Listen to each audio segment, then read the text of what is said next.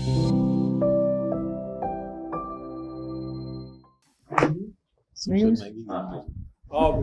Morning, good morning. आपको यदि बैठिए मेरे साथ समय व्यतीत करने न पड़े कैसे करेंगे? आपने लिखा है बुजुर्गों के साथ समय। जी सर। तो इन सब जितने लोग यहाँ बैठे हैं उन सबसे ज्यादा बुजुर्ग तो हम ही होंगे। जी सर। है ना? क्या लगता है मैं बिल्कुल सीनियर सिटीजन हूँ या सर एकदम? जैसे मैं घर में मेरे दादाजी हैं तो उनके साथ बात करता हूँ, तो जो अपने पुराने ज़माने की बातें हैं वो बताती हैं, जो फैसिनेट करती हैं कहीं ना कहीं। वो अपनी समस्याओं को भी बताते हैं कभी कभी, या उनके उम्र के जो लोग हैं वो किस समस्याओं से गुजर रहे हैं, और वो इस बदलते समाज का जो दृष्टिकोण है उसको, और अपनी पुरानी बातों को, बस यही। आपके दादाजी किस एज ग्रुप में? 85 पे। 85। चलिए मुझसे काफी बड़े हैं फिर तो। जी सर। लेकिन मुझे तो यंगस्टर से बात करना, मैं उनके समय की बात करता हूँ। जी सर। मैं तो पुरानी बात नहीं करता हूँ। मेरे समय खराब था। अगर लोग कहते हैं ना कि अरे हमारे जमाने में, नहीं, आज के जमाने में ज्यादा तरक्की है। आज के जमाने में जो कम्युनिकेशन डेवलप हुआ है कि हम तो पहले, जब मैं दिल्ली आया आज से 40 साल पहले 1983 में, तो वहाँ अगर कोई घटना घटी है और हमें यहाँ दिल्ली आकर के बताना हो कि मैं सकुशल पहुंच गया हूँ, तो एक चिट्ठी लिखते थे आदरणीय पिताजी, अत्र कुशलम तत्रा, मैं सकुशल पहुंच गया हूँ, है ना? फिर अब उनकी चिट्ठी आएगी तब पता चलता था। फोन ना वहाँ हमारे घर में था, नहीं। हाँ, फोन तो 91 में लगा। अब तार जाता था, लोग घबरा जाते थे। हाँ, क्या हो गया? तो आज का जमाना, बुजुर्गों को आप आज के जमाने में घसीट लाइए कि आप पुराने जमाने में मत रहिए। आपके जमाने में हमने गांधी जी को देखा था, देखा होगा, हमने नेहरू जी को देखा था, नेहरू जी का जमाना, उनसे बढ़िया हमारे मोदी जी हैं, इंदिरा जी का जमाना। अरे मोदी जी जाए, हम तो कहते हैं आगे जो आएगा और अच्छा होगा। आप ये लाइए कि जो समाज जो है लगातार तरक्की करता है। पुराना समाज कितना क्या है, हमें तो पुराना समाज कभी अच्छा लगा।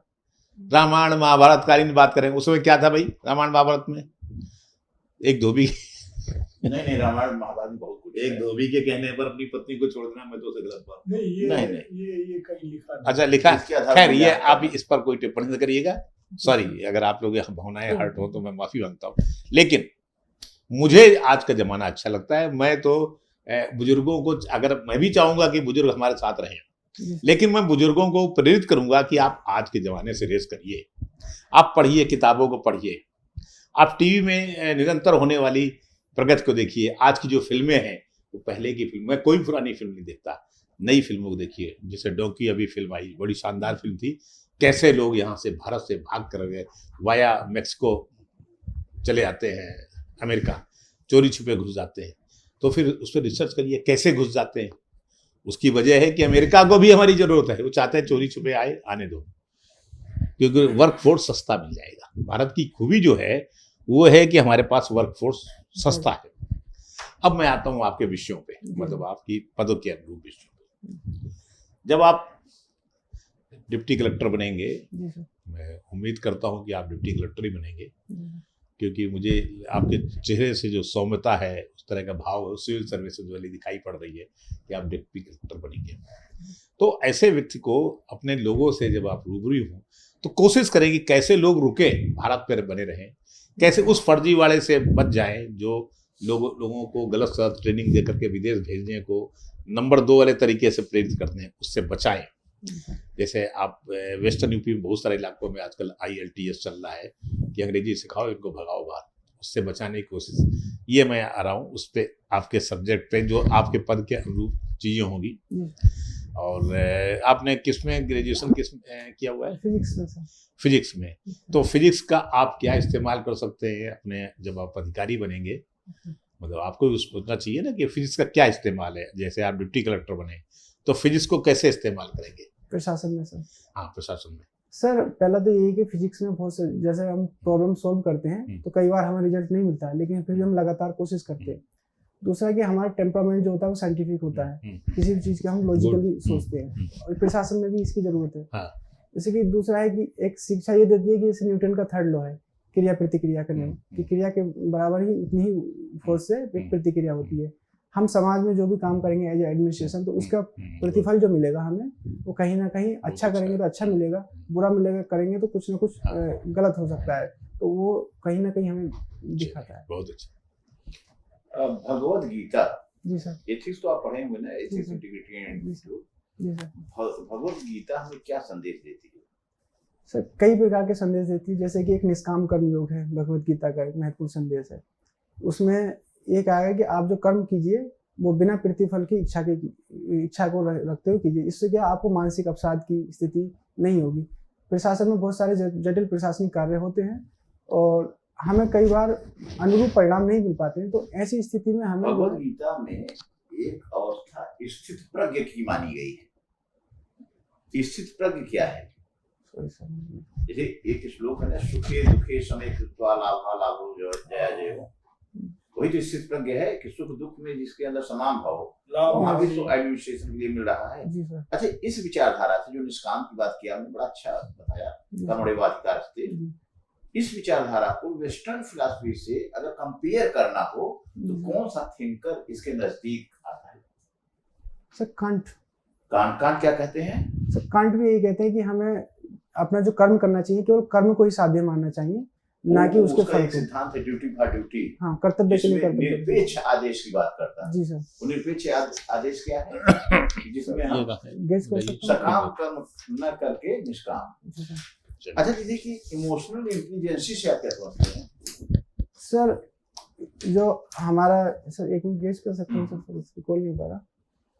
भावना में बुद्धिमत्ता सर ये कि हम हमारे जो भाव हैं, हमारे जो संवेग हैं, दूसरों के भाव संवेग हैं, उनको नियमित करने की जो क्षमता है। अच्छा, इस इमोशनल इंटेलिजेंसी को सबसे पहले वैश्विक स्तर पर लोकप्रिय बनाने का श्रेय किसे दिया जाता है? अच्छा, एक अमेरिकी राष्ट्रपति हुए, उनके अंदर आईक्यू कम था, ईक्यू बहुत अधिक था। ऐसा मैंने, आप बताएंगे कौन से वो राष्ट्रपति थे, उनका नाम क्या था?